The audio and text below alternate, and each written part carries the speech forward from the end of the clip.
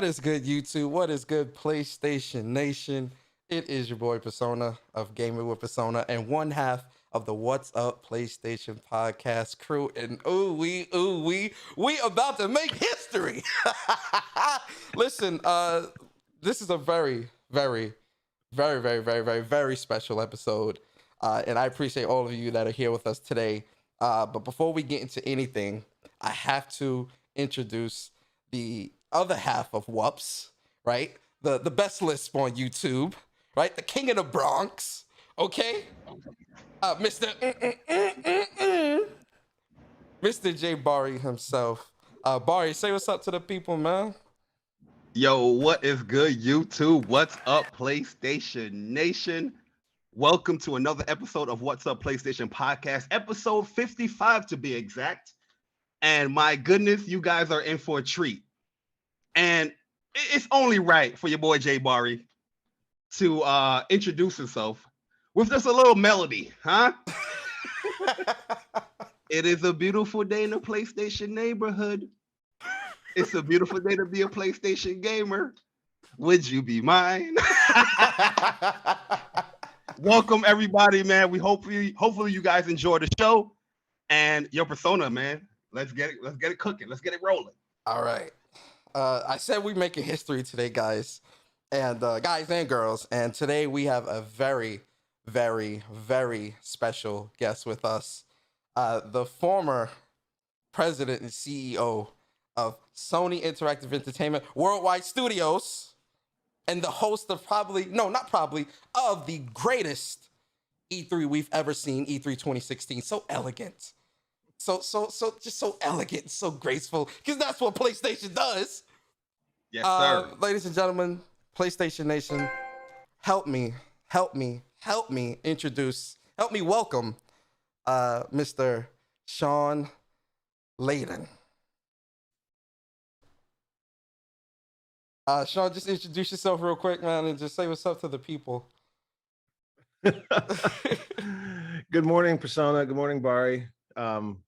It's 0800 on the West Coast in America right now, and for Saturday morning at 0800, I gotta say you're the only two guys who get me out of bed this early. We appreciate that. So, yeah, out of bed and into a cup of coffee before 8:30 in the morning on a Saturday is unusual. I'm Shawn Layden. I am former chairman of PlayStation Worldwide Studios. That was capping off a 32-year career with Sony when I stepped down at the end of 2019. And like everyone else, I hope we've all been trying to stay safe and stay well and stay healthy. Mm-hmm. This last year and a half, it's been the craziest year and a half in all of our lifetimes, I'm sure. But I'm delighted that we seem to be poking out of our caves. We seem to be climbing into the light. And I thought, what better way to get back into the swing of things than to get up very early, did I say it already, on a Saturday morning, to spend some time with my guys Persona and Bari. Cheers. Very happy. Real quick, is that a Wonder Woman cup right there? Very nice. Oh, I love that. Hey, I love that cup. That cup is fire. That is definitely a dope cup. Yeah, that's really great. I love it. So yeah, first and foremost, thank you for being here with us today, Shawn. We're very happy to have you. Ladies and gentlemen, we have a really good show, some good questions, some good news. Like me and Bari said before, you guys can ask questions, right? Be respectful, right? None of the craziness, all right? And all that stuff. But it's going to be a great show. And Shawn, the very first question I want to ask is, why us? Why did you decide to be on What's Up PlayStation podcast with myself and Bari? Well, I knew this was the only podcast program I could get onto and actually watch a college football game behind Bari at the same time as I'm doing a podcast. So I don't know if that's Ohio State or what game that is. The reason I came on here, you guys, look, you hit me up on Twitter. You called me out. You threw some photos from a PSX of a long time ago, and hey, you had me. You had the receipts, and you called my bluff. So yeah, I had to show up. Definitely. That's really great to hear. And we honestly, I'm gonna be honest. I was because Bari. Shout out to Bari because Bari's the one that was like, "Yo, man, I'm gonna post the pictures from PSX, and let's do that." So I was like, you know what? All right, let's post the pictures and let's do that. I had the plan. I had the plan. I had Yeah, the sauce. and I was like, Persona did the legwork. Well, you know. yeah, definitely, because I didn't know how else to get in contact, because the fact that you're here this early in this earliest stage of our podcasting journey is just a blessing. And the fact that the pictures works, I was like, Barry, I don't know if this is gonna. He's like, Persona, trust me, I'm the best Trust list. me. I'm the best list, right? I'm like, yeah, Barry. He's like, all right, so trust me, and it worked, and it is an honor. So thank you and welcome. I love what you guys are doing. I think this is so important, in this community. We're so fortunate now to live in an age where players can come together and talk about what they love, where players can get with creators, and we can all talk about our passions and our interests, and we're not delimited by whatever media source will allow any one of us time to get in front of an audience. So, what you guys are doing from a grassroots level to create a community online for people to talk about their passions and their interests and what they think about gaming, I think is super important. And that's why I was thrilled by the invitation. I'm really glad to be here. Definitely. Yo, so listen, let's get into some questions. It's a lot of good questions, and everyone is asking away. But Bari, I want to start with you, man. I know you have some really good questions, kind of surrounded around PlayStation experience. So let's start with that, Bari. Go ahead, start us off. Yeah, because PlayStation experience was such a monumental thing for me, Shawn, where the fact that, people that were in party chats with, I finally got to meet. There are YouTubers, there are, media personalities that, we look forward to and their opinions on games. I finally got to meet. And not just that, there were just devs that, the games that are beloved games that we love, was walking around like it was like the mall or something. So I really appreciate PlayStation experience because it was something that I never really experienced when it comes to like gaming, and just everybody had the same like-mindedness as far as just liking PlayStation and being fans. So I will always love something like PlayStation experience. But I just wanted to ask, there's a two-part question here. As far as like the origin of PlayStation experience, like were you involved in that? And how do you feel about now that something like PlayStation experience is not being brought to us with the PlayStation community? Okay, well, I'll answer the second question first, which is okay. I think right now in a world of pandemic, in a world of shifting platforms, that the idea that this event isn't occurring is probably obvious. But if you want to go back to, and I think there's a chance for it coming back again, but I have no insight on that.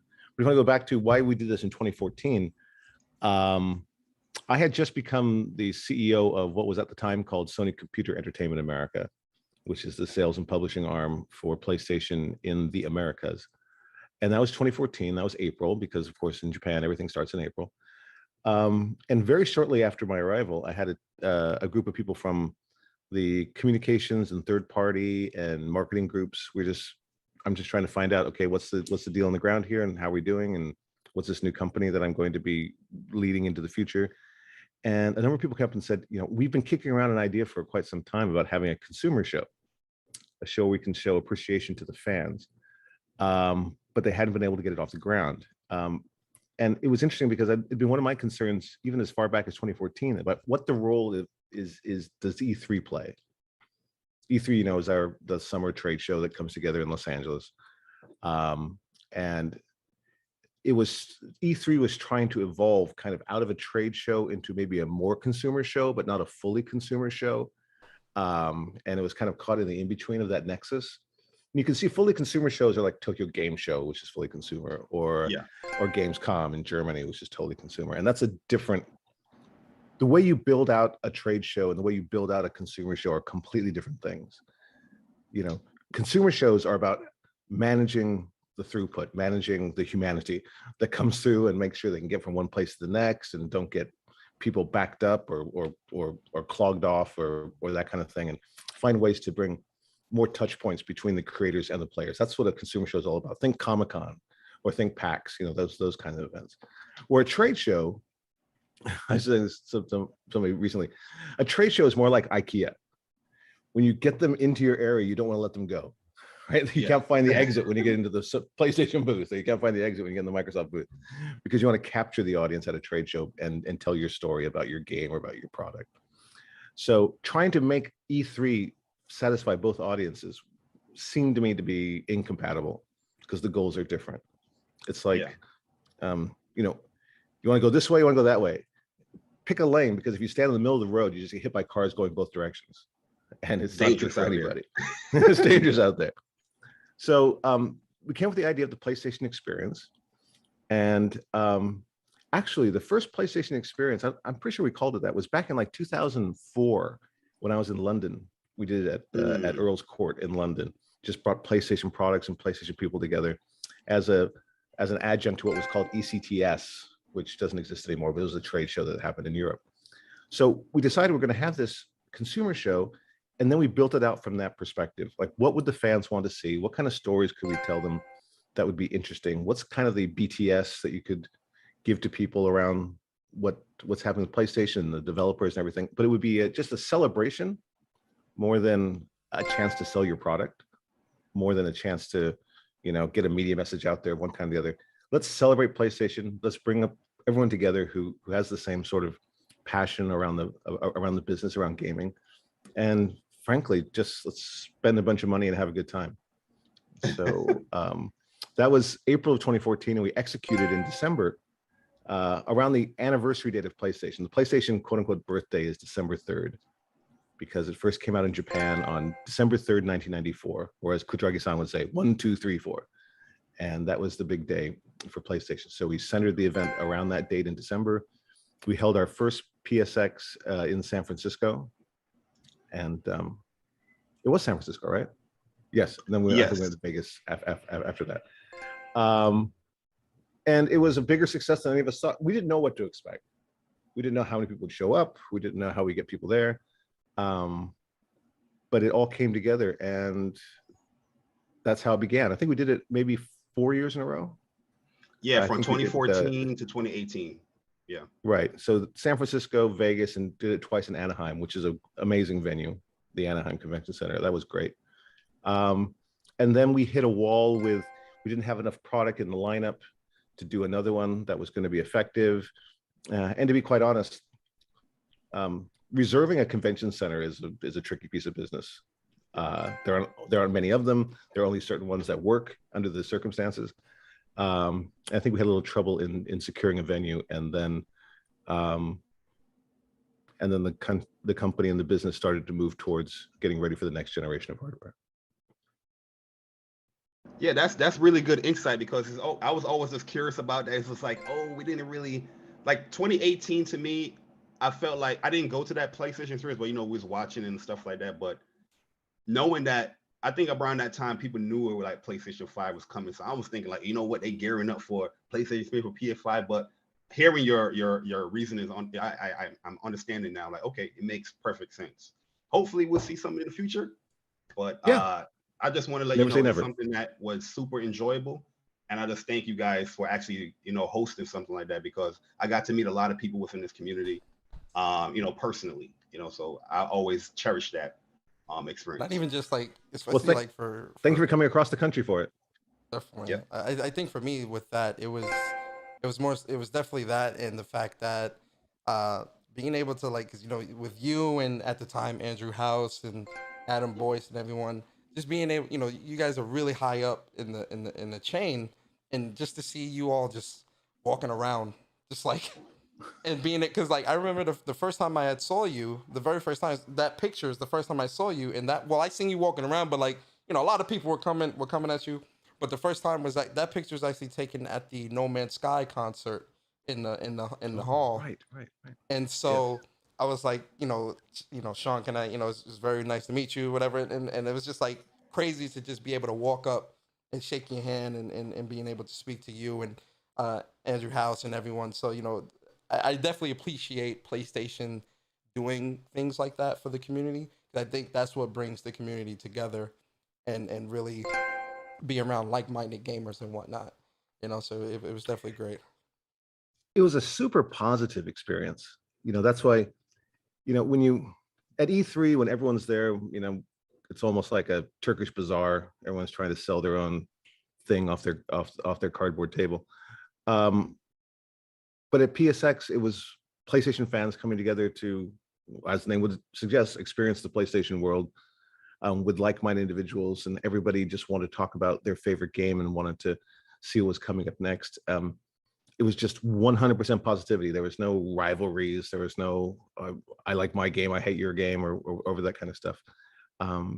It was all in all just a completely positive experience, and really reminded us all of the kind of good impact gaming can have on a community, on a society, as a way to bring people together, to give them something to appreciate and discuss. And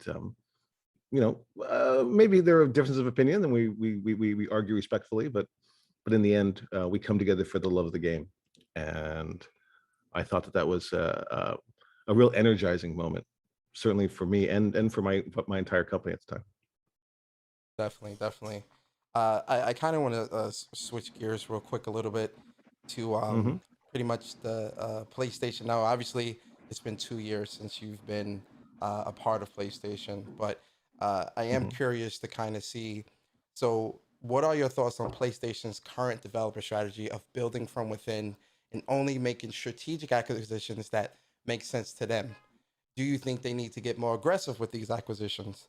So essentially, the reason why I ask this is because we know that earlier in the year, Jim Ryan had spoke to about Jim Ryan and Herman Hulst both spoke about how the way PlayStation wants to do things is be more, not everything needs to be bought, but what makes sense to PlayStation, but also organic growth and being able to prop up and build up their already existing studios and make them more viable.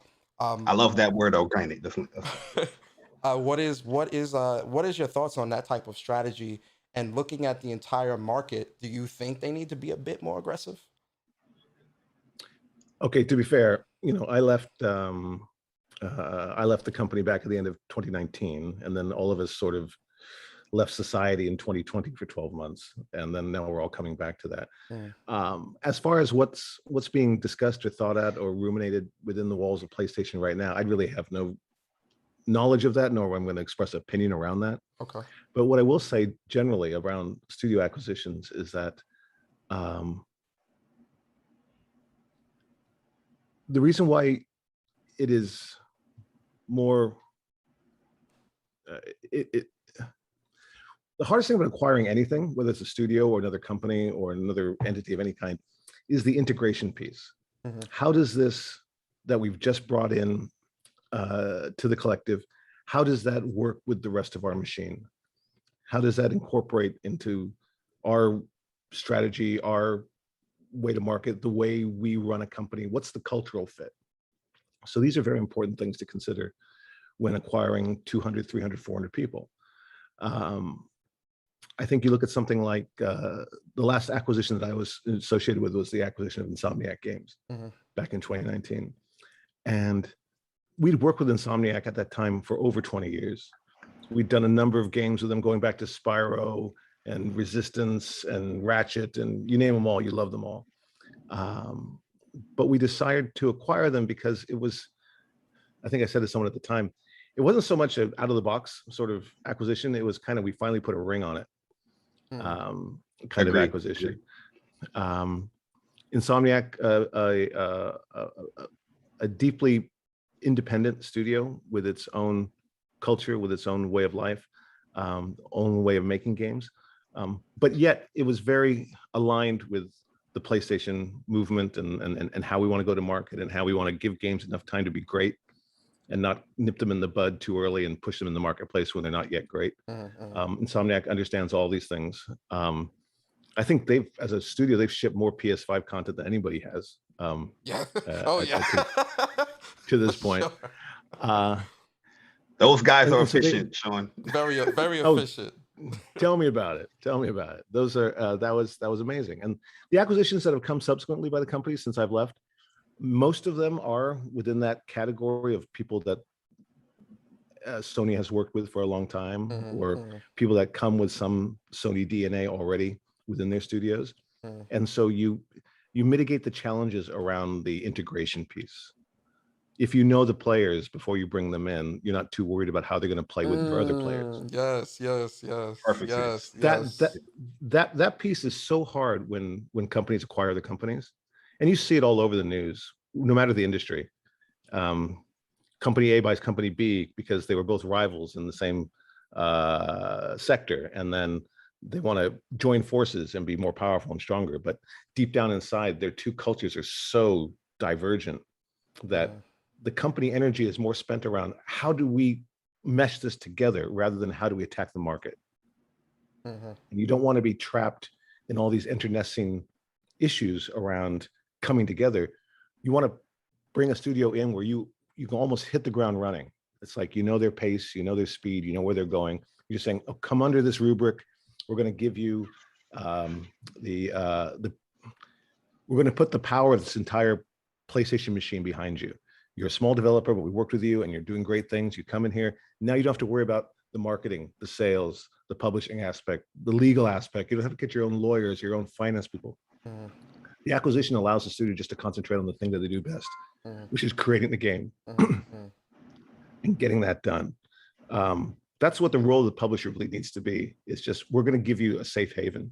We're going to take away all of the crazy that comes with being a business, and you can concentrate on the fun part, the creative part, the hardest part, but we'll take care of all the rest that's incumbent of getting your game to market.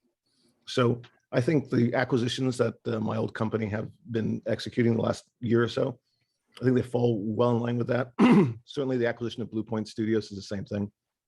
You know the players, you know how they're going to fit in. So you leapfrog that scary bit of integration, which happens when you buy a company you don't know very well. Yeah. I'm so happy. I'm smiling while you're like talking, because I'm so happy to hear you say that, because you know, something that myself and Bari, especially both of us, has been very vocal about is, you know, because right now there's a whole lot of talk of acquisitions and, you know, buy this, buy that, this, that, and whatnot. And one of the things that I've always maintained is that when it comes to PlayStation and how PlayStation does things, you know, it has to be, it's always strategic. I would want them to be strategic with everything that they do, especially acquisitions. And when you look at Insomniac, you know, you see the history of Ratchet and Clanks and all those games on PlayStation. You look at Blue Point, you see the history of the Uncharted collection. You see the history of Shadow Colossus, Demon Souls. You know, they opened up the next generation. It's a no-brainer. You look at Housemarque, Returnal, a great success and such a great game. And then you look at Nex Machina, Matterfall, and all those games, Stardust, which when you think of those games, they're synonymous with PlayStation. It makes sense, right? So I'm very happy to hear you say that and kind of confirm what I've always, you know, what I've always thought would have been. So appreciate you, Bari. And to be honest, Shawn, I don't know if you know this, but do you smell that? Oh my God. That's that PlayStation fragrance you guys are acquiring over there, you know? That PlayStation fragrance just smell too good. It's too, look, you was a part of the Insomniac acquisition, and by far that is the greatest acquisition in the past decade. These guys are workhorses. They are efficient. They're putting out quality.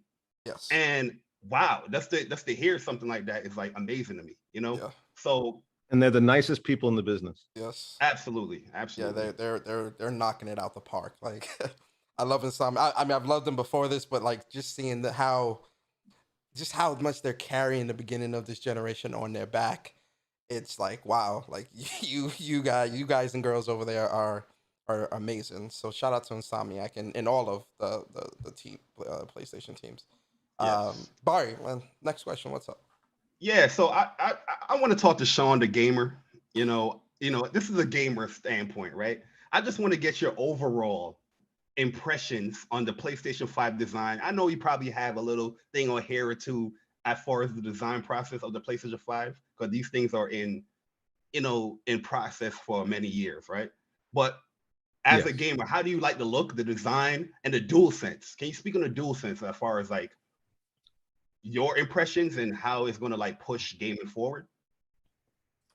Right. I'll put my hand up and say I'm honest. I was not very much involved with the hardware development of PS5. There's very dedicated hardware teams, talented hardware teams that have been working on that. You begin working on the next generation platform almost the day after you ship whatever the current generation is. You've got to stay in front of it all the time. I mean, years ago, I worked for a gentleman named Akio Morita, who was the founder of Sony Corp. And I had the privilege of being his personal assistant for 5 years. And one thing that Morita-san would always say is, you have to obsolete your own product. You have to be the one, because if you don't obsolete your own product, someone's going to do it for you. Yeah. And that's why the minute you ship a product, you already have a team, way in the back, not getting any attention, who's already working on the next version. You can't stop and smell the roses with what your latest product is. You're always building against that. So the PlayStation 5 development goes way back. The one area where my studios were more deeply involved with the creation of that platform was, to your point, Bari, is about the DualSense controller. That was the most exciting innovation from a game design perspective. The different attributes of the game you can highlight through the haptic triggers and the increased sensitivity of the controller and everything it would bring to that. I think that was truly innovative and really makes the experience in game to be something, going back and picking up a PS4 controller is kind of like going back and picking up a PS1 controller. It's like, wow, it's shaped the same, but so much is missing. I think the innovation in that controller has been huge. The console itself, it's a different design take, that's for sure. But I'm glad they've dealt with keeping the machine cool, keeping the move to SSD also changed a lot of the different aspects around what you can do in a game design now, virtually no loading times. So I definitely see it as it's an amazing step forward. And as we all saw with something like Ghost of Tsushima on PS4, so to speak, at the end of that generation, goodness, what's going to happen at the quote end of the PS5 generation? The trajectory only goes vertical from here. The stuff people have been shipping in the last 12 months really is just scratching the surface of what a PlayStation 5 experience is going to look like, let's say, in the year 2024. Yeah. Man, amazing. So did you get to, as far as anything that you got to play with a PlayStation 5, did you get your hands on it? Are you playing with a DualSense? What, but back when I was working there, or yesterday? Oh, just even now, or yesterday, last week. I'll be honest, I haven't picked it up in a couple of weeks. I've been busy with a bunch of other projects that I'm working on right now, and I'm using a lot of my time since pandemic and since my entering into the sabbatical period of my career. I've been doing a lot of reading. That's something I didn't get to do enough of when I was busy working at PlayStation. So I picked up a lot more books recently than games, to be honest. Okay, gotcha. A knowledgeable man. Trying to go back and catch up 30 years of not reading. Yes.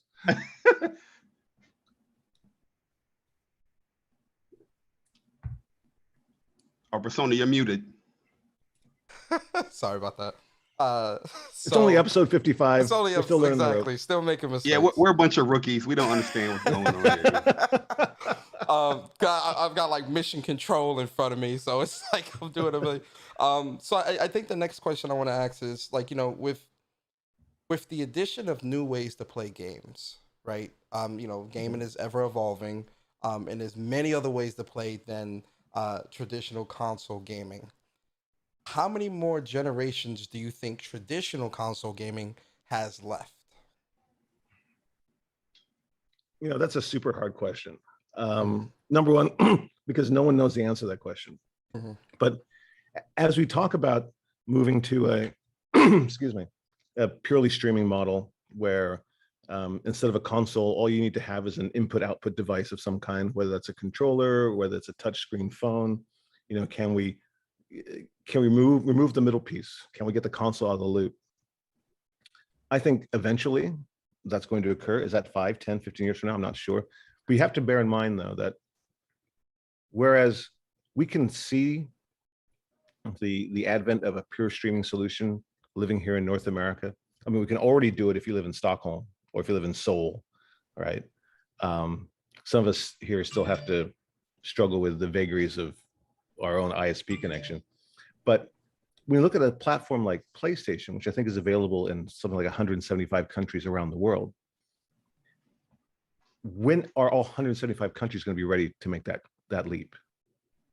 Right? When are you going to be able to make that leap in South America? When are you going to be able to make that leap in Eastern Europe or a number of places? I mean, there are places in America where you still can't get decent broadband, right?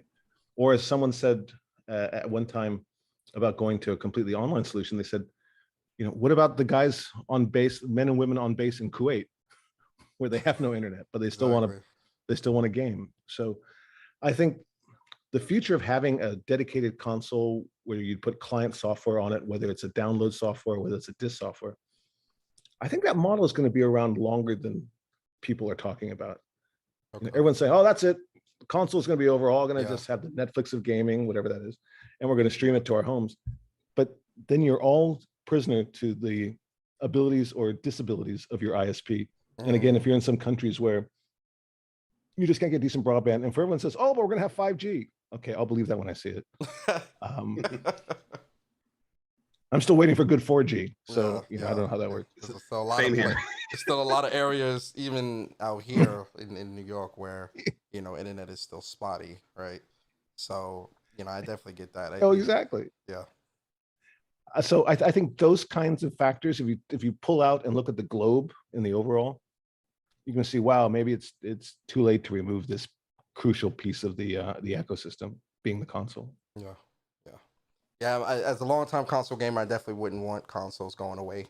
I remember, I think at the start of this generation, correct me if I'm wrong, Bari. I remember at the start of this generation, I think analysts or people were saying, "Yeah, so this might be it," and I'm like, every generation they always say that this might be it, and I'm like, I hope not. Like, I want a PS6 and 7, and when I have kids, they're playing the PS9 or 8 or whatever. So I definitely want that for them. But speaking of generations, I just want to pick your brain real quick, Shawn. When it comes to PlayStation strategy, having first-party games doing cross-generational games, this is like a huge kind of thing that people in the PlayStation community is talking about. Like, wow, why are PlayStation first-party studios doing so many cross-generational games? Yeah, we understand the business side of things, of course. You can elaborate more on that.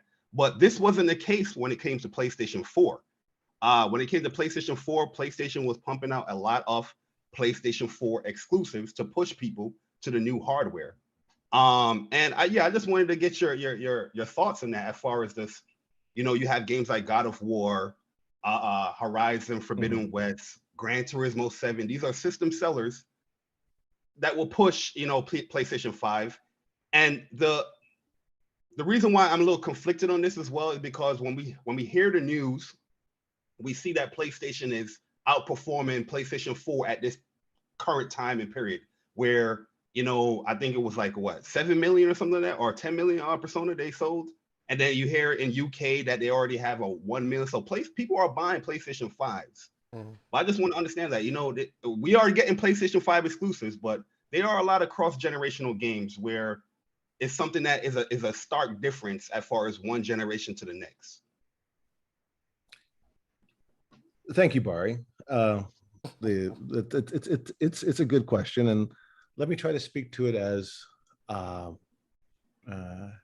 a more academic sense, because again, I can't speak to anything that's being discussed within the halls of PlayStation since my departure. PlayStation 1, 2, 3, 4, now 5. Each one of those generation shifts have a different sort of atmosphere around it, or a different sort of reality around it. 1 to 2, by that time, PlayStation 1, I think, was going for $99 when PlayStation 2 came out, or it was really low price entry. 2 came out. The leap between 1 and 2 was stark. Looking at GT on PlayStation 1 or Gran Turismo on PlayStation 2, it's a completely different experience.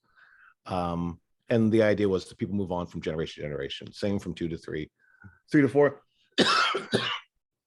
3 had a online component, but it wasn't very robust, to be honest. And if anyone remembers the PlayStation Store during PS3 days, we remember. Remember. It was still faster to take the L and go downtown and buy a copy of a game than to download it from the system. Exactly. So then you get to PlayStation 4, which was really built as a network device. The whole idea of community and connectivity and network nature was built into the DNA of PS4, which also was more concentrated on being a game machine than being a multimedia supercomputer like PS3. So now you get to PS4 to go to PS5. I understand both sides of the cross-gen argument, but I guess the basic theory of the attitudes or the approaches you're seeing today is that we have communities now. We have these huge communities that stay engaged in games over a long time. People don't finish games anymore, particularly, whether it's like a Fortnite or whether it's, a Warzone or any of these persistent worlds. So the idea of a cross-generational game is don't leave anyone behind, right? Try to keep the community together. Now, not everyone in the community can take the leap to the new console. And because the power of the PS4 and the PS5, that shift is not as dramatic as, let's say, PS1 to PS2, that you can continue to appeal to both audiences until more people can move across the Rubicon and go into the world of PS5. The online network nature of PS4 and that generation of PlayStation gamers has created these persistent communities. And we realized the company was looking at that going, we just can't leave them all behind. And if you look at the shortage issues that PlayStation is suffering now because they can't build these fast enough and it's the fastest selling hardware of all time, means a lot of people that even if they want to make the crossover, they can't get there right now. They can't get there until more inventory shows up in their neighborhood. And the pandemic put a whole spin on this thing that was crazy. So with the idea of not leaving people behind, but also having some games like Returnal, which are just PS5 exclusive, and that's where you need to go to get that experience, is trying just to appeal to both communities, the standard or the people who came with us during PS4, and how do we carry them into PS5. So I don't think you're going to see a lot of cross-generational stuff, continuously in the future. I think over time that tapers off, but right now it's just trying to keep the communities together. I mean, yeah, it makes perfect sense. And yeah, I definitely understand the point. It's just, from one generation to you're just unhappy with it. No. Like that's my biggest, probably one of the biggest gripes that I have with like next gen currently right now, is that there's a lot of cross-generational stuff where I feel like that question is always going to be in mind of they could do more here. I'm not saying that, to be like that curmudgeon angry gamer that's nitpicking at stuff. Is just like, no, it's a new generation and it's kind of selfish needs, right? I got mine. I would love to see it just being harnessed, right? But I do understand the business side of things. I'm not saying it's a deal breaker, but it's just a stark difference between PlayStation 4 and PlayStation 5. But I do understand, trust me. And your insight got me to calm down. Like, calm down, Bari. I think the calm down, Bari. It's just it's transitional. It's transitional, Bari. Yeah. I think and not necessarily to Bari, with Bari, I don't want to pick on him, but I think when we look at some of the messaging last year leading into the new generation, with how it might have been either Shawn Layden, not Shawn, not you, but it might have been Jim Ryan or Herman Holtz. I forget which one said it, but I remember the mentioning of like believing in generations and kind of that type of messaging being pushed out to the public. And I think for a lot of the more hardcore crowd of PlayStation fans, when we look at PlayStation 4 and how PS3 kind of was left behind, and I agree, how games are being developed, PS4 and PS5, those architectures are very similar to where this cross-generational thing can happen. But I think with the messaging being kind of pushed out the way it was, a lot of people misinterpreted, okay, we believe in generations, so that means, cutting the cord, let's go, 60 frames, everything's about to look grand and so amazing. And then when we didn't see that, At least not when we see that the cross generational stuff is still happening. I think for some it's like, oh, okay, well you said you meant this, but now it's this. Now you kind of going back. So I think that's where some of the frustration with some of the PlayStation community lies, where it's like, oh well, you said this, but you kind of switching up. So the messaging, right? And I don't want to put it all on PlayStation, but some of that messaging kind of was a little mixed up. I think. So well, they said they believe in generations. It means we believe in all generations. yeah. Oh. Not just the next generation. Gotcha. Okay. Yeah. Okay. I hear that. I like that. Yeah, I like that. All right. So next question. So I want to read a quote. Persona, quick update for everyone, guys. We see the super chats and we'll get to them as soon as possible. But we just want to ask these questions. We want to respect Shawn's time as well. But we do see you guys. We appreciate it. Hit the like button, share it out, and thank you. Definitely. So kind of I want to read a quote before I ask my next question. This was a quote from a GameIndustry.biz article where they wrote about an interview that you did with Game Lab Live back in 2019, I believe. I might be a bit wrong, but the quote says, "Consolidation takes the variety out of the marketplace. That is my fear. Over time, that is going to make the industry morbid." So my question to you is, when it comes to PlayStation's catalog, do you think PlayStation's catalog of games serves as a good example of the variety within the game industry?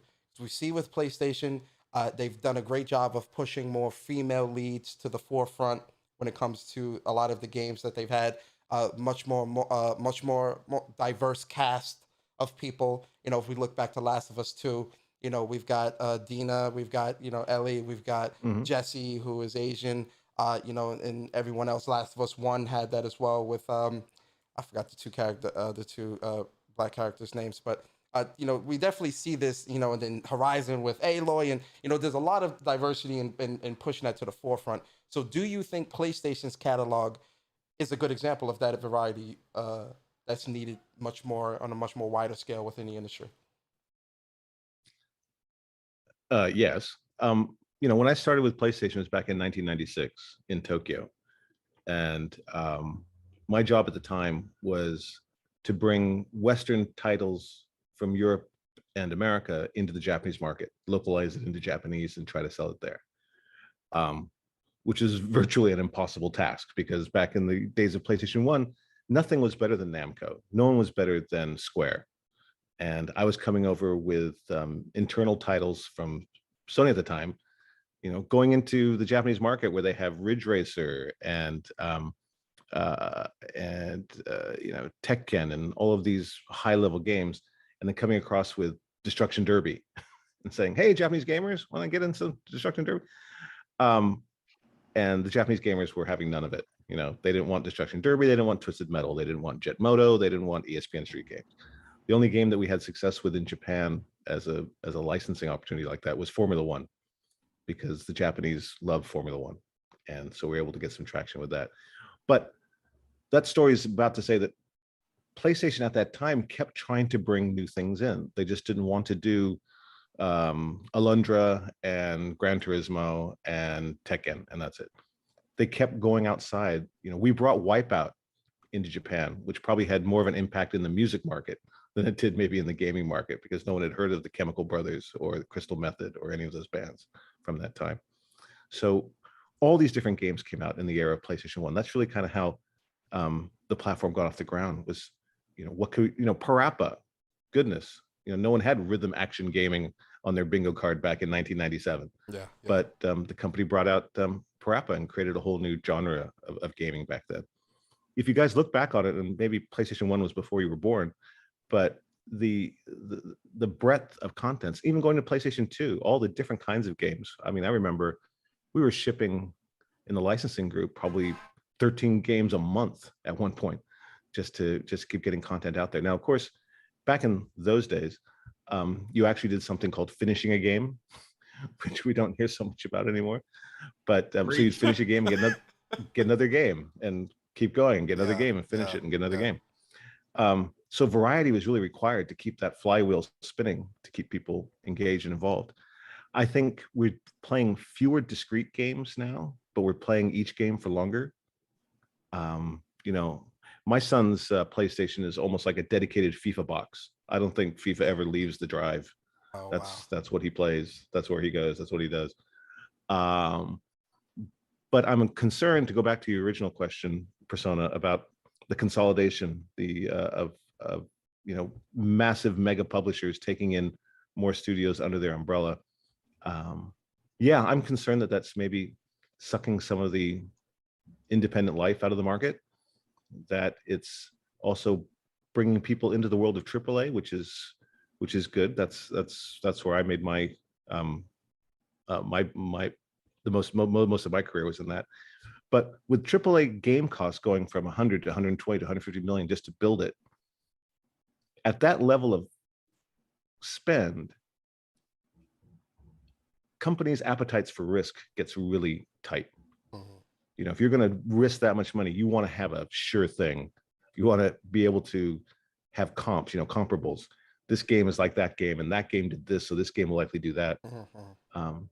And the need for that to justify investments of that caliber generally ends up with a lack of innovation or diversity, because if you have a completely new concept or new title, you have nothing to compare it against, but yet you want someone to give you $100 million. Gotcha. It's tricky against that, and I think Sony Interactive has shown a continued appetite to place some bets against games that don't have a comp. When Sucker Punch came up with the idea for Ghost of Tsushima, there was nothing to comp that against. Particularly the idea of a bunch of Americans writing a game which takes place in historical Japan was kind of, okay, that sounds risky. Yeah. But I give kudos to the team of Sucker Punch. I mean, Ghost of Tsushima is probably the most beautiful game that came out of PlayStation 4. Absolutely. Absolutely. If nothing for the flowers and autumn leaves scene. But they were very diligent about doing the work, about going to the island of Tsushima in Japan and taking a team there, taking the art team there, taking the story team there to learn the history, to learn the background, to work with members of the Japan studio inside Sony to get the right insight on how to respectfully and authentically portray a historical Japanese narrative like that. And I think they were incredibly successful, but that was pretty risky. You spark another question, and Bari, I'm sorry, I just want to ask this is not in the outline, this but is organic interview. Yeah, you spark another question I want to ask, because you mentioned how when a lot of studios are coming under AAA helm or getting into that market, the risk becomes lower, the cost becomes higher, and the risk shrinks and things like that. Do you think that when it comes to the appetite for risk, excuse me, do you think that some of that lack of risk taking can also be factored into how certain games are reviewed? Or because reviewers and Metacritic and all these things, there's a lot of power in that stuff these days, where bonuses are tied to a Metacritic score and things like that. So a lot of reviewers and things like that have, for example, Days Gone, that game. I remember seeing some reviewers where they were making a lot of mention of the wedding scene, and him saying, Deacon St. John, saying, ride me like a Harley, whatever the case may be. And there was a lot of focus on that, negative focus, which kind of hurt how people reviewed it. Do you think that review scores and things like that also affect the type of risk companies take? Sure. I mean, particularly in the sense that when companies look at the review scores, it's very much whatever the mental algorithm is around doing a sequel or not. The review scores of the previous version do factor into that discussion, rightly or wrongly. I think do some studios try to play the reviewers and try to scratch certain itches that they think this will get me a better score or this will appeal and to more people? I'm sure that's true at some level. I'm sure that's true when you're making a movie or when you're cutting an album, you know. Yeah. There are particular movies that come out and people go, oh, this is their Oscar contender for this the movie studio for the year. This is the one they're going to do that with. I like to think in gaming, though, particularly because the time it takes to make a game is so long. It's 3 years, it's 5 years. There's no way to really know what the press and critical community is going to be like when this thing finally ships that I'm starting now and going to complete 5 years from now. So you just have to go with what you believe. You know, the best games are built on concepts that the team buys into, that the team believes, that there's a leader that can get them through that. Game failures typically begin with a committee of some game development people or maybe some publishing people coming together, trying to go on a whiteboard saying, you know, market data shows that this is interesting to people. And market data shows that more people are engaged with this type of thing. Ipso ergo, let's make a similar copy to that type of thing. Yeah. Not a lot of those games make the top 10 on Metacritic, I'll tell you. Yeah, definitely. Thanks, yo, Bari. I'm sorry, I didn't mean to hijack. It popped in my brain, so I wanted to ask it. But go ahead, Bari.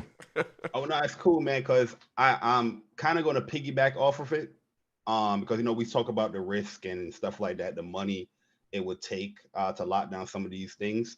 But I really want to get your insight on how hard it can be to lock down third-party content for one platform. Example, PlayStation. We've seen that with PlayStation 5. They are very aggressive when it comes to getting third-party exclusive content. We see like games like Forspoken, Deathloop, aka Deathloop. We see stuff like Ghostwire Tokyo. There's also big Call of Duty content where we have seen stuff where they got like exclusive content or exclusive time content. Some of these stuff is timed as well, but we're seeing them very aggressively going hard for these third party developers to get their content on PlayStation, giving the PlayStation gamers an incentive for the platform, right? But I just want to see that's not an easy process, and I'm pretty sure it's not an easy process. But like, what's your insight on getting that type of deals done for one specific platform? I had, for the last 5 years of my career, I was completely devoted to first party development, and the beginning of my career was also first party. There's this 10-year period in the middle where I was doing sales and marketing and brought into contact with third parties on supporting the platform rather than concentrating on the game development piece of it. For those who are old enough to remember PlayStation 1 and PlayStation 2, exclusivity was everywhere. Yeah. There were mountains of games. Yeah, mountains of third-party games in the eras of PlayStation 1 and 2, which were just PlayStation.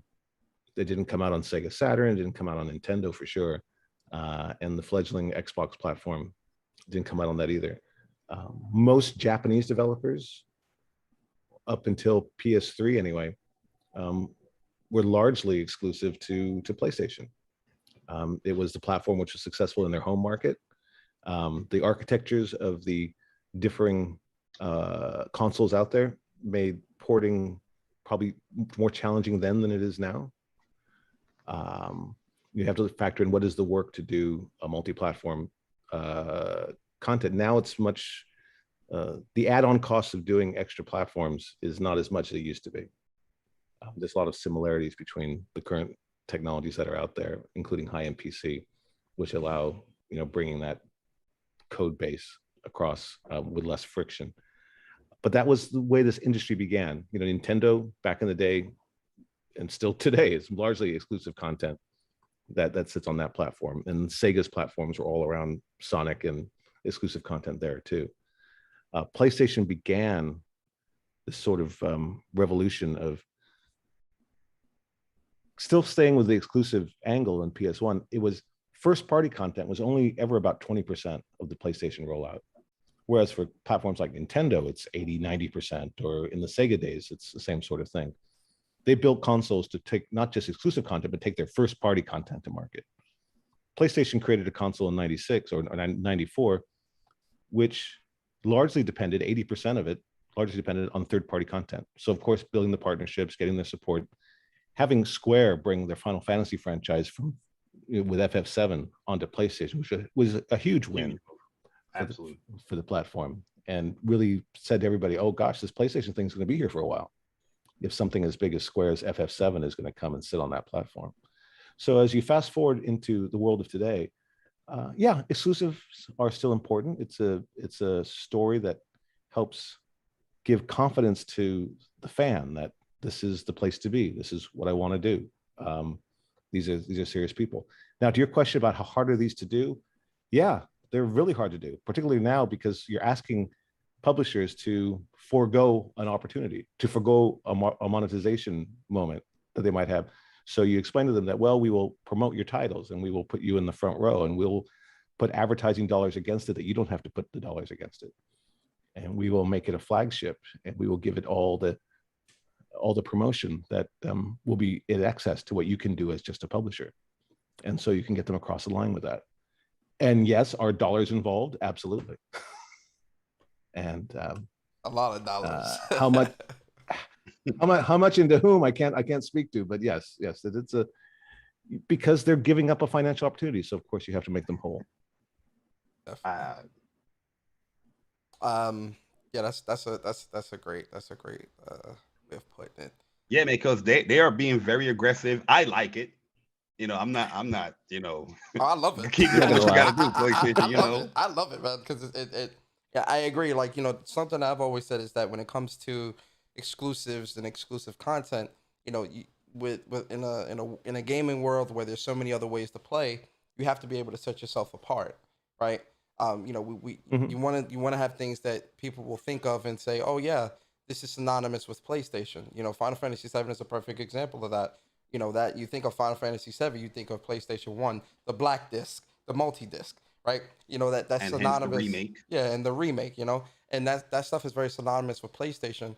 When you look at it now and what PlayStation is doing, you see KOTOR, right? And you see Forspoken, and you see Wolverine and Spider-Man. Some of, in terms of Star Wars, Final Fantasy 16, like when you see a lot of these games released exclusively for PlayStation, albeit for either permanently or for a limited time, that what the public sees is, oh, okay, I need to have a PlayStation to play this.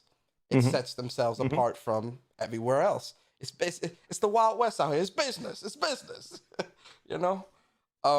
Which I think is pretty good. But yeah, so moving on. People get all excited or surprised. Well, look at Netflix with their original content, and look at Hulu with their original content. That in order to see Ted Lasso, you have to get an Apple Plus subscription. This isn't new. We've been doing it in gaming for 25 years. Yeah. It's.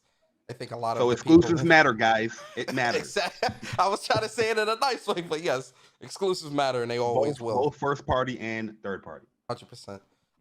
So another thing I wanted to kind of touch back on is in terms of variety, and I know you spoke too about how when a lot of companies try to mimic what's successful, right? So we know some of the biggest games in the industry right now, games like 2K, Madden, FIFA, COD, Grand Theft Auto, and things like that. Those sales dwarf so many other games in the industry. Do you think these games need to go away before we see a variety shift?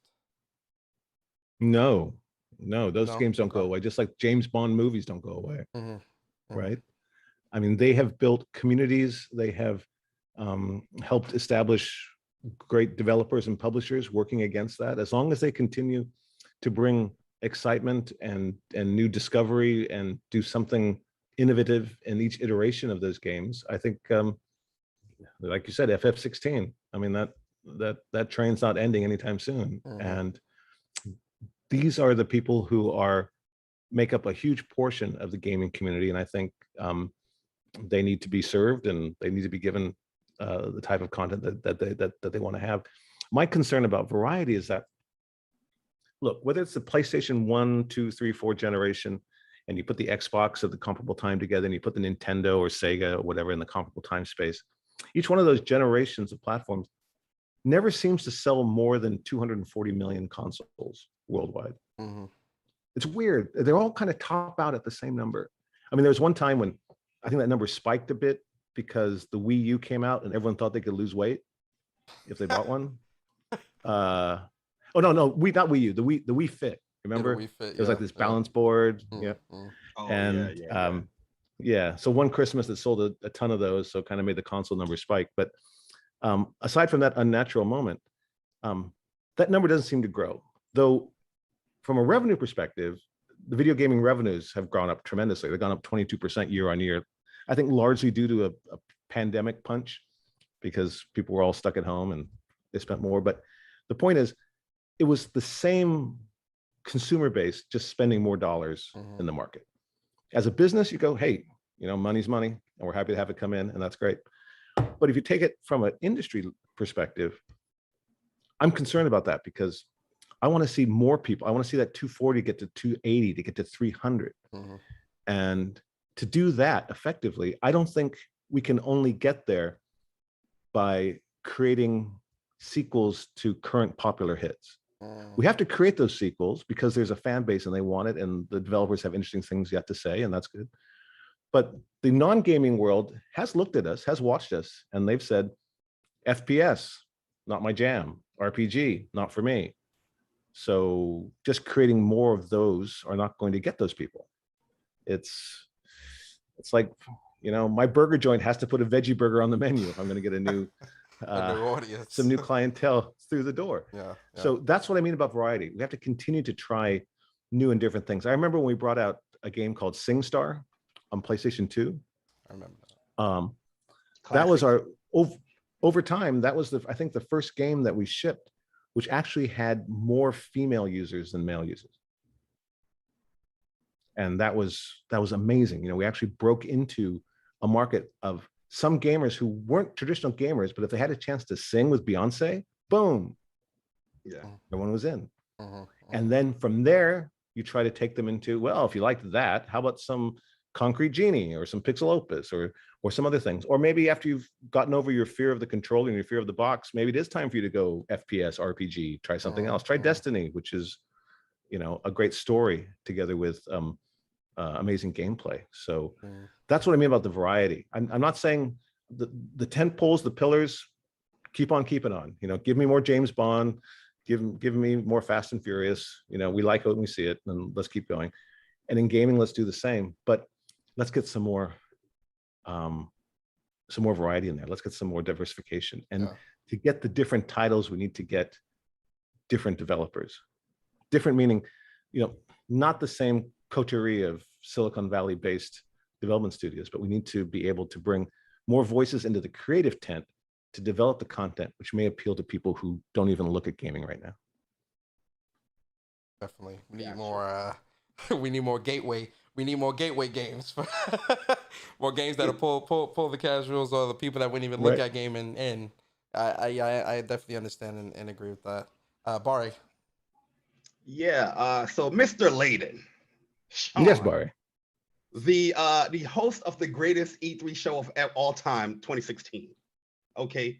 I'm spicing this up. Let's get to the question. Services. You have been in the news, a couple of months back about services and how you feel about a specific service. That's for today, because a lot of people, when it comes to this podcast, if we mention the word Xbox, that is deemed a dislike because we're a PlayStation-centric podcast, right? But we gotta compare, right? So before I even get to the whole Game Pass side of things, I want to ask your thoughts on PlayStation Now. Like if you were still in charge, I know this is going to be a hard question too. If you were still in charge, would you put first-party games there day and date? And the second part of this question is this: can you elaborate further on your claim about Game Pass needing like 500 million subscribers for it to be sustainable? Okay. Let's take the second question first. Go right ahead. Yes, there was an interview where I said if game development costs are going to reach $200 million to develop a game, then a subscription service would need something like 500 million subs in order to pay that out. I violated my first rule of public relations, which I learned 30 years ago, because that's where I started my career in Sony, is that if you put a number into a story, you better know exactly how that number pencils out. Yeah. And so maybe instead of 500 million, I should have said gargantuan. But nevertheless, I think shortly after that interview came out, there was another news story about Take-Two and Strauss-Zelnick saying that he wouldn't put his titles day and date into subscription service because it can't cover the cost. So I feel if I'm on the same side of a financial argument with Strauss-Zelnick, I feel like I'm in a good place. The thing about it is that I put on Twitter last week, which also caused people to think I was talking about Game Pass, but if they read the link, it was about Spotify. Yeah, I remember Spotify, which is the biggest thing in the world when it comes to streaming gaming, and even the people at Apple Music will have to admit that. Even Spotify has yet to turn a profit. It has continued to lose money every year. You mean music, not gaming with Spotify, right? No, not gaming with Spotify. Music. Music. Spotify. Okay. I just wanted to make sure. Yeah. Okay. Because if you look at it, people pay their subscription rate, and then that money gets pooled together, and the platform takes their, run rate fee off the top of that. Now you have a pool of money to distribute via royalties to people whose song gets played on that service based on how many times and for how long and for whatnot. And that ends up with these piles of nickels.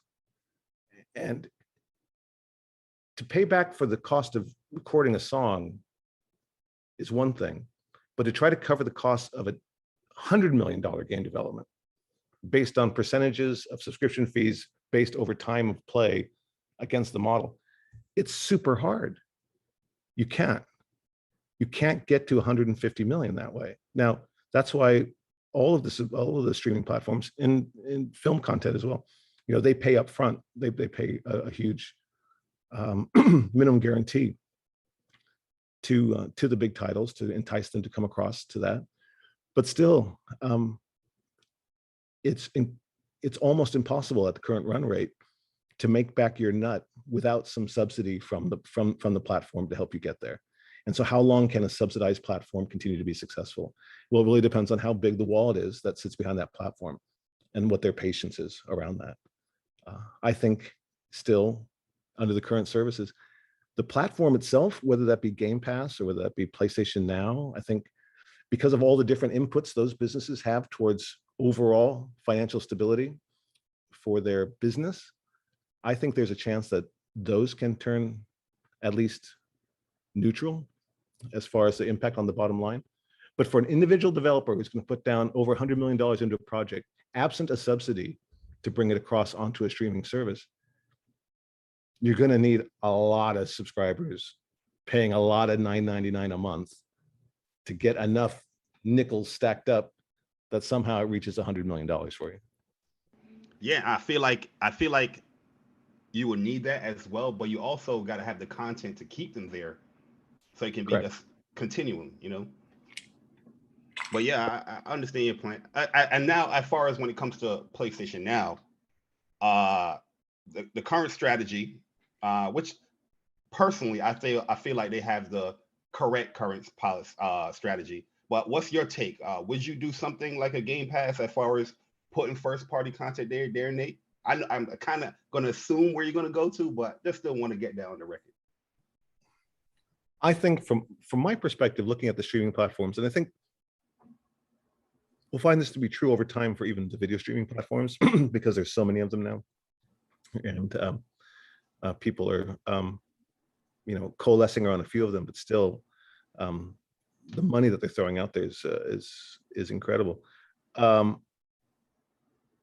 Look, in the before times, before the pandemic, you had a standard business model of you shoot a movie, you put it in theaters, you have a 90-day to 120-day window before it goes into the next place, which is like hotels and airlines and their pay-per-view, and then it goes into a premium service like a Hulu, and then finally some place down the line it ends up as ABC Movie of the Week. So you have all these different bites of the apple when you're talking about bringing a movie out. But the big one, of course, is what did it do in box office and how many hundreds of millions did it make in the first 2 weeks.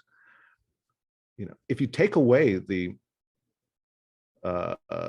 launch of a title in retail or on the digital store, if you take that away and say, we're just going to push it into a subscription service where this game will get a percentage of the $9.99 against the users, against time, against spend. Again, I don't think that model works. I think the streaming service is great for catalog content, but that's how PS Now began. PS Now began as a way to play PS3 games on your PS4, right? Because we couldn't do day one. Yep, I remember. Throw the disc in and have it work, but we could have a streaming service which made your PS4 into a virtual PS3, and you could go to this catalog online and play all these great PS3 games. That was complete. That made complete sense as a service, right? One of the problems, one of the challenges with gaming is that every time we launch a new console, it's like we take that previous generation's content and put it in a box and drop it in the ocean, never to be seen again. Unlike film, where you can always get a copy of The Godfather, or music, you can always get a copy of Beatles' Abbey Road. Doesn't matter. It went from vinyl to 8-track to CD to streaming. But games, it's harder. You'd be hard pressed to find a way to play a PS1 game now. I know there's some emulation services out there, but their breadth of catalog isn't that great. It's a conundrum for the gaming industry. That how do we continue to let people access the great content of the past while they're doing the greater or the more technically sophisticated content of the present or the future? And so I see the streaming service as a great catalog service, a great way to keep alive IP and titles which maybe by dint of birth or dint of when you bought your console, you didn't have a chance to see it the first time around. I'm smiling right now because so essentially the people in the chat know why we smiling. Yes, because essentially PS Now is a way to have good game preservation of older titles from past generations. Hey, Bari. A couple months back, Bari knows, and I'm sure there was the whole thing about the PlayStation store closing, a PS3 store closing, Vita store, and there was a lot of frustrations about game preservation and saving those games and things like that. And Bari, very vocal, myself included, have said PS Now is that preservation. And there was, oh no, we don't want that. We want the. Listen, so I'm just very happy that you've elaborated on that in that way. So thank you for that, Shawn. Okay, so in my personal opinion, of course, and I'm not speaking for anybody else. Of course, in your personal opinion, I definitely want to put that disclaimer out here, guys and girls in the chat. Personal opinions here. This is just conversations between me, Bari, and Shawn. So take it as you will as that. So yeah, I wanted to kind of switch gears real quick, Shawn, and I wanted to read another quote and kind of get your thoughts on this. So you read my greatest hits back to me.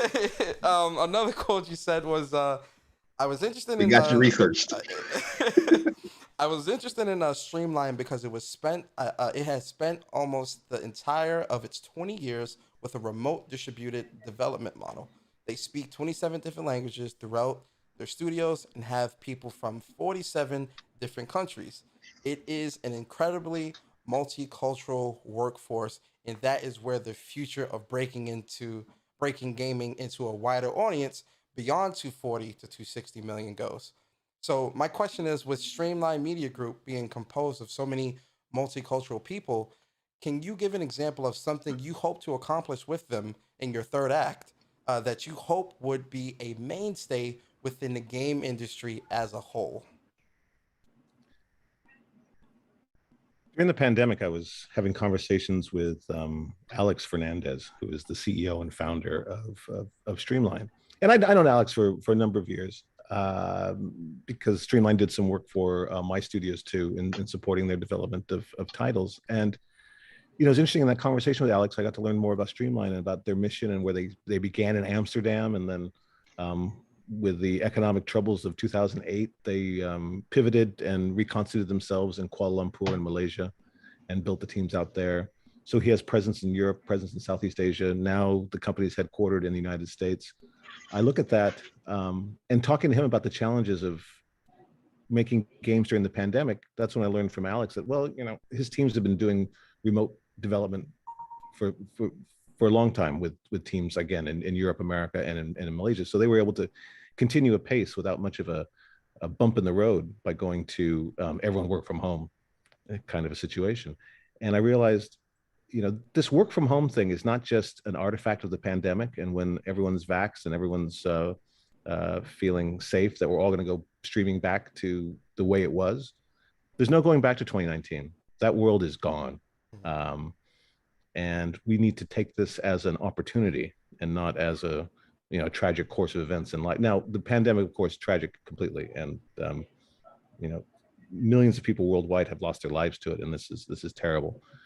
But even with that said, I think we've also learned that the way we want to go about our daily lives has changed. And do you still want to have to commute 90 minutes one way to get to your office and then commute 90 minutes back that night? I think a lot of people are going to vote no to that. But at the same time, we've learned to associate, collaborate, and work together virtually across, as long as you have an internet connection, you can get in. And immediately talking to Alex, we realized that what this means as well going forward is that if you are a great digital artist that wants to get in the game business, but you happen to live in Sri Lanka, and the idea of moving your entire family to Palo Alto doesn't sound like it's possible to you, don't have to worry about that anymore. Now you can let the quality of your work speak for itself, and you can get associated with developers around the world through distributed platforms and remote collaborative software, which will allow you to build together your games. You can get your programmer from Johannesburg, and you can get your narrator guys, do it all in Milwaukee, and bring the whole thing together virtually online. That's a strength that Streamline has, and I think it's going to be a powerful approach to game development. And I would like to help them find a way to make that sensibility better known, more ubiquitous. The idea, again, visualize. I find it hard to think that the future of gaming is still going to be 125 people in an aircraft hangar in Santa Monica working together to try to get a thing done. We now have more. We have more weapons to deploy as far as bringing people into the world of game development. And by bringing people around the world into it, that brings into it natural diversity. Natural diversity brings into it the opportunity for variety. Definitely. There are game sensibilities that a designer in Buenos Aires has that we don't have here, that maybe should be associated with a team here to bring that to life. We've got to go out. We're way too insular. And I think using the gift of pandemic to see outside of our box to where these new voices are going to come from is something that we all need to lean into. And I think Streamline is well positioned to do that. Definitely. Yeah, that's really great. I can't wait to see how you and Streamline just take on the industry and really change it for the better. I'm really excited to see that. Can't wait. We know it's going to be good. This is Shawn effing Layden. Of course. Bari, go ahead, man. Yes, sir. So, Shawn, just want to get your perspective as far as PlayStation when it comes to their PC strategy. And I want to also ask you, is that something that you are originally part of? If not, do you think this strategy can tarnish the PlayStation brand or just help it grow? Let's get your pick your brain on that pretty much strategy when it comes to PC. Shortly before I decided to move on to my next thing, the idea of bringing our content, the Sony PlayStation content to the PC platform was something I'd been thinking about. A number of people have been thinking about it. It goes back to the thing we were just talking about, which is how do we get more people into our PlayStation world if we only talk to people who are already in the PlayStation world? Right? If all I'm talking to are people who own a PlayStation, to get them to be more PlayStation-y. I don't know what that means, but that whew, I may be able to get more spend out of them, maybe get them more buy more games, do more downloadable content, get up some more services, but still I'm talking to the same group. They're fans, we brought them in over time, but it's the same group. So it's the idea of going to PC, and I don't think you'll ever see PlayStation do a day and date with PC, but never say never. But the strategy as we were developing it when I was there was that we need to go out to where these new customers are, these new fans could be. We need to go to where they are because they've decided not to come to my house. So I've got to go to their house now. And what's the best way to go to their house? Why don't I take one of our top selling games, which has already blown out the marketplace. It's already been out there for 18 months or 24 months. There's no real retail activity against that title. I'm not, trading off one sale for another. And bring that to the personal computer platform and let them have an idea. This is, you guys choose not to come to PlayStation, but just let me show you what you're missing. And hopefully with that, people who are not currently inside the universe of PlayStation get a chance to experience what we're experiencing. That's why you go there. That's why you try to get them to understand what's great about the PlayStation experience. So decided to go to PC. It was the easiest one to get to because the engineering challenge isn't so great. People have the right equipment at home to get the thing done. I can bring it to a PC, but I can't bring it to a microwave oven, though I'd love to put a game in a microwave oven because everyone's got one of those. Yeah. But it is a way of outreach. That's how I see it, is trying to get to the people that the platform doesn't currently speak to. Can I piggyback a question off that, Bari? If that's okay. I'm breaking the rules. Absolutely.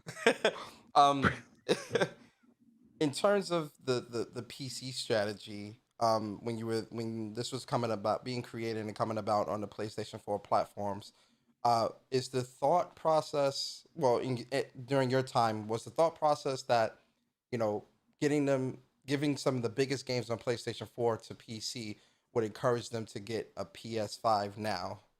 So do you think that these people that are playing Days Gone, that will play Uncharted 4 later, when that comes out, have played Horizon Zero Dawn, do you think that these people will now go out and buy a PlayStation 5 to play Last of Us 2 or to play Horizon Forbidden West or something like that, or God of War Ragnarok? Do you think these people will go out and pick up a PS5 for that? Some will. Mm-hmm. Yeah. Okay.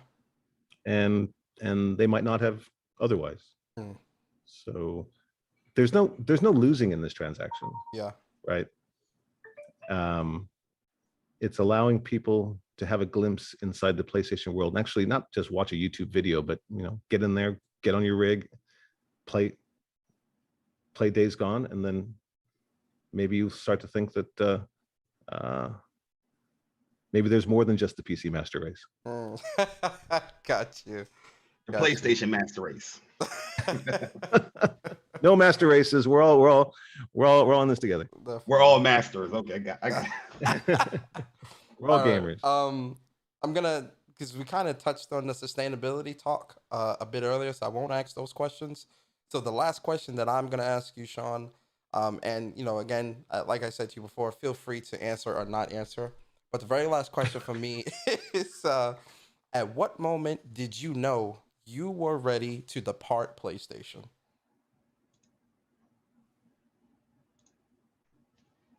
It wasn't so much that there was a particular moment. There wasn't a morning I woke up or a meeting I walked into or realized that it's time to do something else. It was as we were getting to the end of 19, going into 2020, and without any knowledge of the crazy coronavirus wild card that was going to occur, we were getting ready to launch PlayStation 5, and we started working on some of the titles, and we did some preparation for that while still finishing off things like Ghost of Tsushima and Last of Us 2.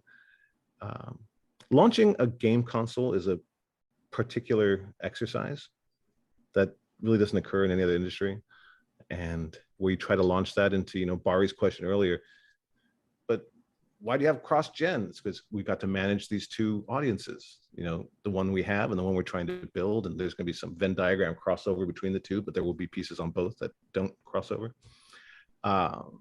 It's an exhausting exercise. It takes a certain, sometimes even a counterintuitive approach to the decisions you're making around this, saying, well, why wouldn't you sell that if you could sell this? And stuff like that. I'd done it at least half a dozen times in my career across handhelds and devices like the PlayStation VR, for example. Frankly, I just thought this was a good time to pass the torch, let the next generation get in there, build a PlayStation 5 world as their own, and I'll take my my PS4 jersey and step off the field. Hang it up, hang it up. And I don't want to put too fine a point on, but I think the last generation coming out of Worldwide Studios that we were able to work together on, we did pretty good on the Metacritic thing that you were talking about earlier. Yeah. Oh yeah, you all put out some of the greatest games of last generation, for sure. Absolutely. So yeah, they're very appreciative of that. Bari, go ahead. Yeah, at the end of the day, PlayStation 4 was excellent generation, and yeah, like why not go out on your high? The start difference between PS3 and how it started out, it ended great, but PlayStation 4 right from the start, it was rolling. Right in the end, oh my God, look at 2020. Oh my goodness. So yeah, man, I just want to say great job once again. And that was a great question that Persona asked, but this is going to lead up to my question here. When it comes to talking about the legacy of Shawn Layden within the PlayStation community side of things, like what is one thing or multiple things you want the PlayStation Nation to remember you by? Wow. I mean,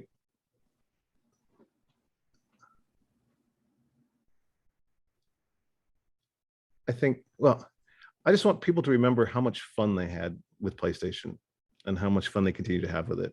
And I want people to think not about the people behind the platform, but about the games that were on the platform. Yeah. I want people to remember the games. I want people to think back at what we were able to do over this period of time, going back to crazy games like Vib Ribbon and Katamari Damacy, up till what we've done in this last generation with something like Concrete Genie out of Pixel Opus, or beautiful something game. Crazy like No Man's Sky, which was completely mind-bending.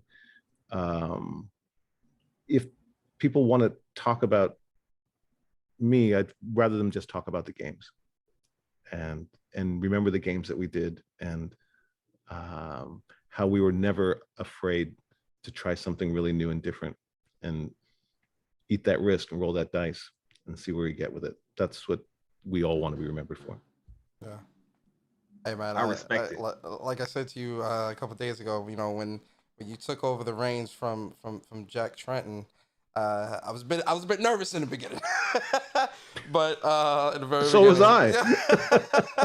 But when I saw what you were doing, the vision, with PSX, the E3s, the games, and things like that, I quickly, and then obviously meeting you in person, I quickly put a lot of my faith into you and your ability to run PlayStation and its success. And my faith wasn't misplaced, because again, you left out on one of the greatest PlayStation generations of all time. Obviously PS2 was up there as well, but PS4 with so many memories and games, and this is also where I met Bari and a lot of other great people.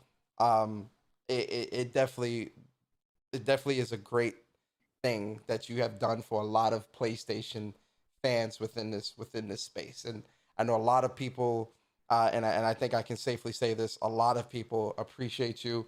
We miss you deeply. You can see in the chat, a lot of people like, we love you, Shawn. Yeah, a lot of people miss you, Shawn. But you have definitely left PlayStation in a very strong position. So thank you. Well, I leave it to guys like yourself, Persona, Bari, and all the fans who are up with us this morning. Now I pass the torch to you guys. Carry on the good work. Definitely. Keep up the spread the good news. Keep it positive. Gaming is a place where we can all set aside our differences and just shoot each other. So it's a it's a combination of community and combat, but in the nicest sort of way. Yeah. And that's what I want to continue to see in gaming. And I appreciate both of you guys giving me the chance to come out here and tell a bit of that story. Definitely. Absolutely. I know it's 12:30. Do you have time for maybe 2 or 3 community questions before we get up out of here? You can go to the chat. Okay, yeah, seems only fair. Okay, cool. So shout out to everybody that's been super chatting. You all are amazing. It's a lot here, so I'm not going to go through all of them. But one of the ones here is shout out to Vedra. He says to Shawn Layden, you may still have these connections to PlayStation. Can you at least wink to Jim Ryan, Herman Holst, and Yoshida that we want PSX back? Such a great celebration for PlayStation. So yeah, shout out to you, Vedra, for that. Another question. I'm trying to find the questions here. A lot of people just shouting out. Okay, this is a good one. Shout out to JFlex81. He says, where did Greatness Awaits come from? Was it the big hits were at the end of the PS4 era? So essentially, where did Greatness Awaits come from, that slogan? Greatness Awaits, as I recall, was the launch slogan for PlayStation 4. Mm-hmm. That's, building up the hype before the launch of it back in 2013. And I think that's what the marketing teams came up with at that time. To be honest, when PlayStation 4 launched, I was still the chief operating officer at something called Sony Network Entertainment. So I didn't make it back into the PlayStation fold until 2014, just right after the hardware launched. Got you. Okay. Shout out to No Cap Podcast. This is a good question. I'm not even sure if you can answer this or not, but No Cap Podcast, he says, question for Shawn. How does the acquisition process work from beginning to end? Well, considering can be a 15-month progress, I don't think there's enough time to answer that question. Absolutely. But, I'll say a couple things about that. When done right, the acquisition, you don't acquire a game, you acquire a team. So there's sometimes you can be ensorcelled by a game that you see, and then I want to buy that studio, and then you take a look at it and go, oh, these are probably the wrong people. Sometimes you can see a game that's not too impressive, but you sit down and have a meeting with the studio and go, okay, that game just needs a 5-degree tweak to be great, and I know this team can do it. So you don't want to acquire a game, you acquire a team, because you have to be able to work with them over time. We talked earlier about how important the integration aspect is how do they fit into your culture? How can you meet them where they live, but also have them in your house in this kind of weird sort of Mobius twist of continuum. And then you just start having the discussion, what can we give to you? What can you provide for us? It's a negotiation. It's, you have to have a meeting of the minds. And then once you acquire those teams, you have to work really hard to get them into the flow of your bigger organization. So it's a long process. Definitely money is involved. But again, you have to have a team that you feel can align with your route to market, with the way you operate your business. Most acquisitions fail on the integration piece, not on the money piece. They fail because they can't get themselves mentally aligned. Gotcha.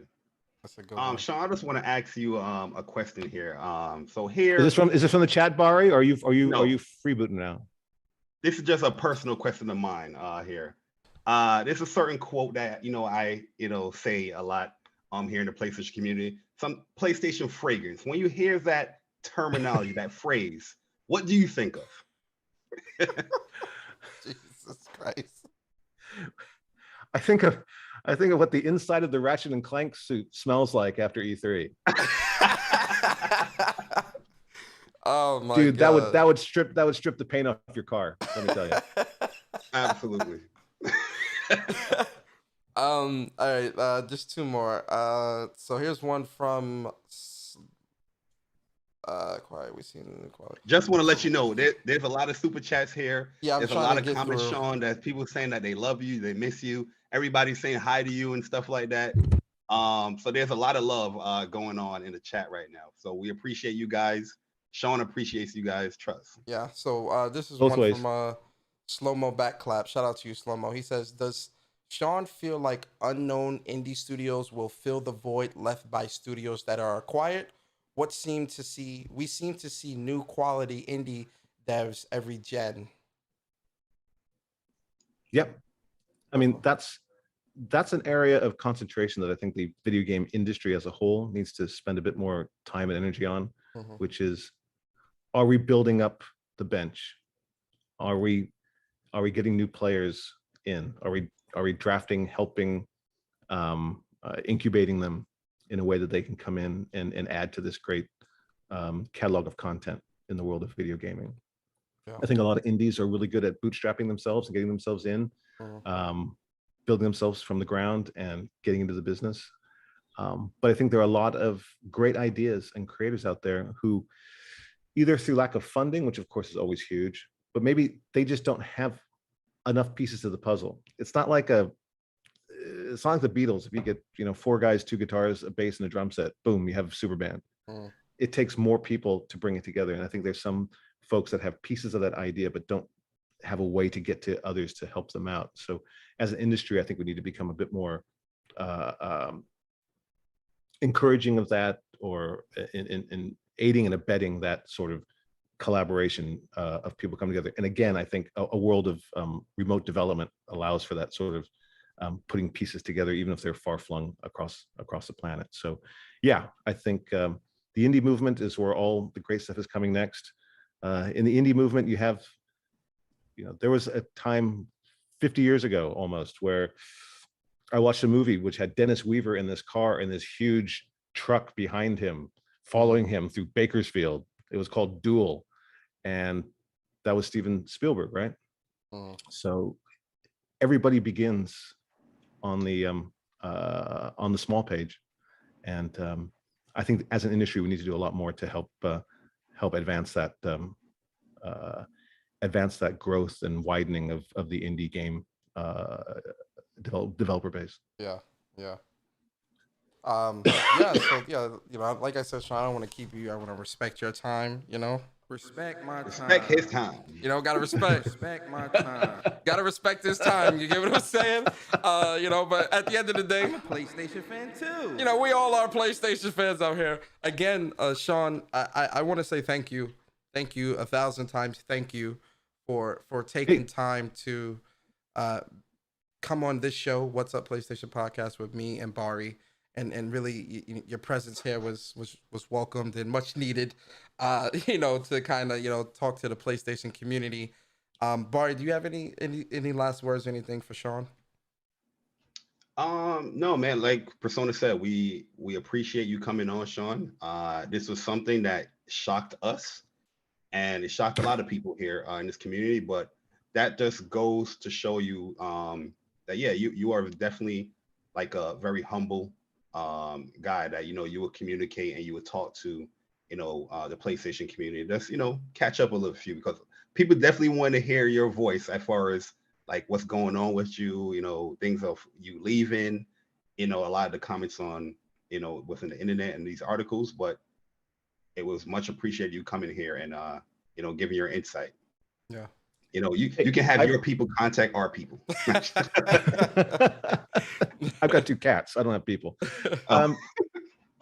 But I want to thank you guys, because 7 years ago you dragged yourselves across the continental United States to come experience our PlayStation experience, and I appreciate you for that, and your continuing devotion and dedication and love for video gaming. And now you've got your podcast up and running, and you're continuing to spread the good news. I like to support that activity. And want to thank you guys for the chance to spend this early Saturday morning with you. Definitely. Very early. Ladies and gentlemen, I want to thank all of you as well. To the super chats, thank you everyone. To the people in the chat, we appreciate all of you here. A lot of you came through, showed a lot of love, and trust me when I tell you, it is felt it, and it is much appreciated, and we appreciate all of you. We did have news. We'll talk about the news next week or next week's episode of WUPS. I think ending it here is a good stopping point. Just because this interview is just so monumental and so great. So I think this is a good stopping place. To everyone, we appreciate you guys. Same time, same place, the WUPS crew. I'm Gaming with Persona. I was your host this week. Bari, you want to do your outro real quick? Yeah, Jay Bari, the best listener on YouTube. Shawn, thank you once again. Jay Bari _ on Twitter. And yeah, catch you guys next week. We will read the super chats next week, guys. There's a lot of super chats there, and we don't want to let anybody know that, we appreciate their support, your support. So yeah, we just want to end it here because that's a good ending point. And yeah, that's pretty much it. Thank you guys once again. Yep. We appreciate it. Yep. All right, guys. You guys have a great weekend, and we out. Thanks, Peace. guys. All right, guys. Peace.